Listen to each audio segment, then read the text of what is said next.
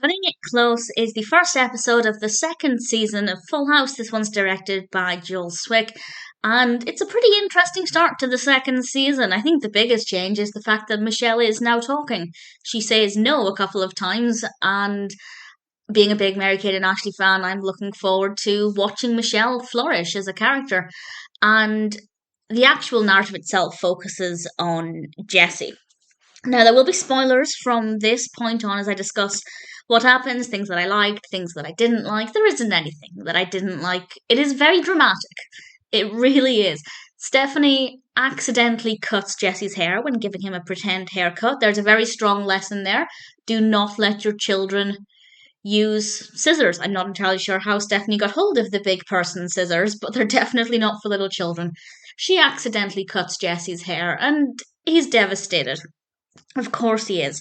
And he goes off to get his hair cut, and well, while he's there, he after his haircut, he has a motorbike accident, and he comes into the house with his arms both in casts. And as I said, it is very dramatic. It's also very unrealistic. There's no way that time frame would have made any sense. The time that he'd been away for, he wouldn't have been able to even come home from the hospital. So you definitely need to suspend disbelief.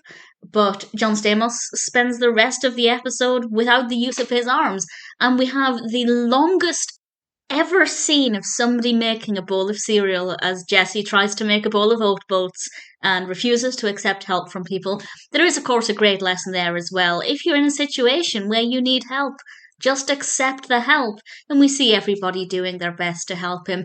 Everybody except Stephanie, because she blames herself for everything, for the haircut, of course, but also for the accident that Jessie got into. And it's understandable why she thinks that, because if she hadn't cut his hair, he wouldn't have gone out, he wouldn't have got into this accident.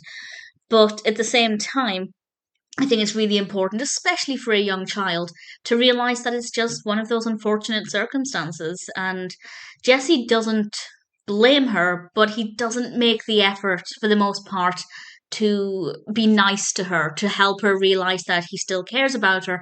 And with Stephanie being so young, she misreads everything and doesn't really understand the situation, and that could be really damaging for a child. I'll be honest, it's not the lightest episode. It's quite funny, of course, but it's not the lightest.